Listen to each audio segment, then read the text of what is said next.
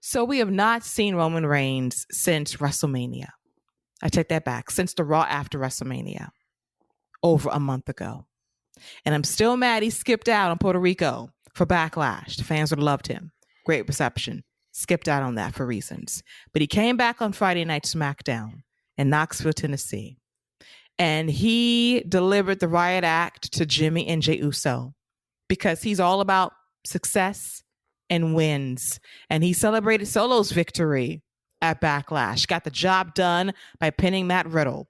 He did what he needed to do. However, the Usos fell short at WrestleMania, fell short in the WrestleMania rematch against Kevin Owens and Sami Zayn for those tag team titles, fell short by not getting the job done alongside Solo at Backlash. And Roman was mad that you dedicated the match to me. Your championship victory was to me. Like, no, that's not how that works around here. Don't dedicate it to me. Impressing me? No, simply no. So he is dragging Jimmy and Jay for filth. And Jimmy is laughing. He thinks this is hilarious. He's just, oh, you can't be serious. You want me to apologize to you? You want us to apologize to you? You want us to acknowledge you? Like, Jimmy was having a laughing fit, thinking it was a Goodfellas spoof for the WWE WrestleMania commercials. He thought, oh, this is a game. I'm joking. You think I'm a comedian? You think we're on set here doing this again? And poor Jay, once again, a serious moment like this, he's trying not to break. When he covers his face, he's trying so hard to maintain his composure because, this is a bunch of shit. But ultimately, it comes down to Jimmy, like, kind of bucking on Roman when Roman pie faces him, shoves him, tries to go him into a fight. And then we have the fans doing some kind of cursing that's bleeped on Fox. And then Jay grabs the microphone and he tells Roman, we apologize. We're sorry. We will make it up to you. Give us one more chance. Let's face Sami and Kevin again for those tag team titles. Bring it back to the bloodline. And Roman says, oh, we'll get the titles back. But it goes to a Paul Heyman announcement saying that they pulled some strings.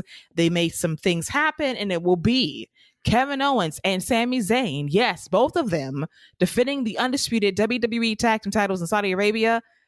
I can't believe it either, but apparently diplomatic relations have improved between Syria and Saudi Arabia, which has maybe enabled Sami to travel for the first time to Saudi Arabia for a PLE. We'll see officially in 2 weeks. But on paper right now, it is Kevin Owens and Sami Zayn defending the WWE undisputed tag team titles against Solo Sikia and the undisputed WWE Universal Champion Roman Reigns. And Roman says, I would dedicate this match to the greatest tag team of all time, not the Usos, not even the New Day in modern WWE history. Let's dedicate it to the Wow Samoans, Alpha and Sika, and that really rubs the Usos the wrong way. So it is going down. Big time tag team match. It's Sami and Roman across the aisle from each other once again. Looking forward to it. But Paul, all your hopes and dreams for a Night of Champions, Roman Reigns crossing 1,000 days as champion, he ain't defending those belts on this show.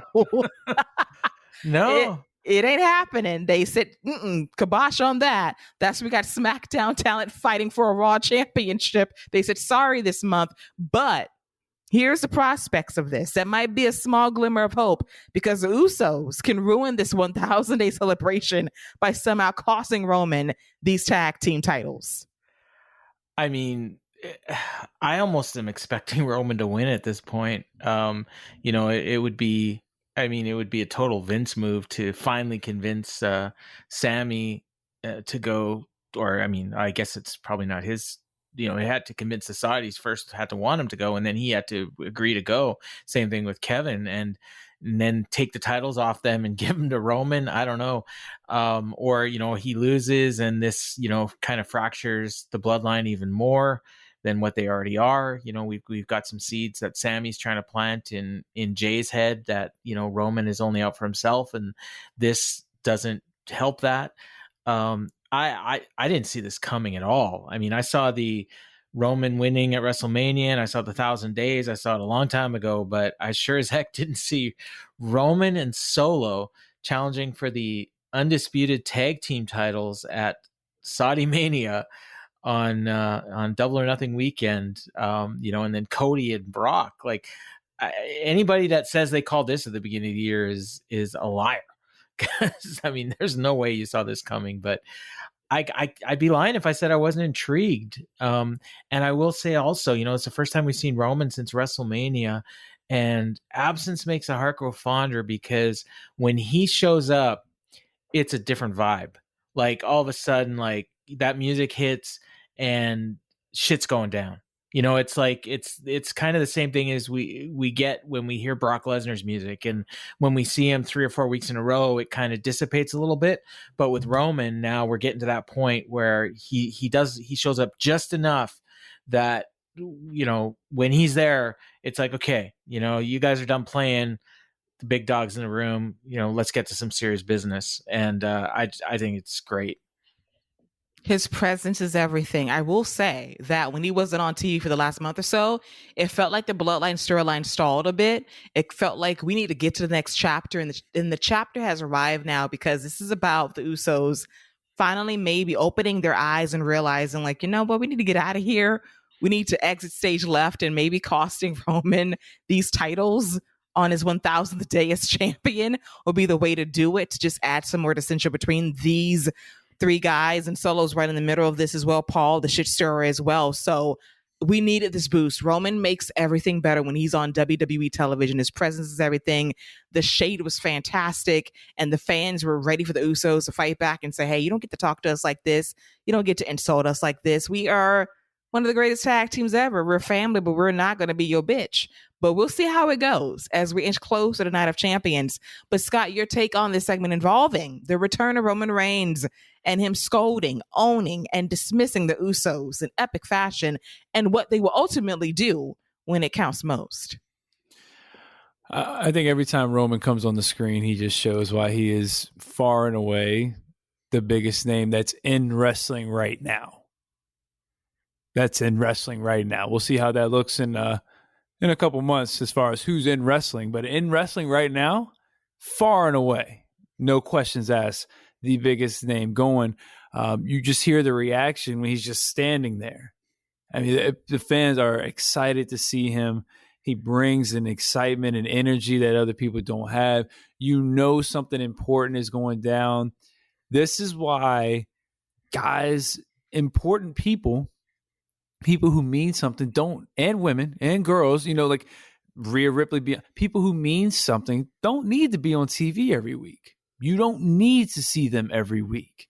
You want to show them for the live audience, that's cool. But you don't need to see them every week. You got to pay to see them. If you got to show up to the show, you have to, they're going to advertise when they're going to show up on TV. Like, that's why Roman feels special. That's why he feels like a big deal, because he's probably not going to be there till Saudi. You know what I'm saying? He's probably not going to be around. Well, he'll be there next week because they're going to have the face-to-face. But that feels like that's important. That's a big deal. Face-to-face with Sami. Roman's going to be face-to-face. Yeah, I'm going to tune in for that. You make guys and girls feel important when they show up. There's a reason for it. So I think that just shows what Roman brings to the table. Loved how he put over Solo.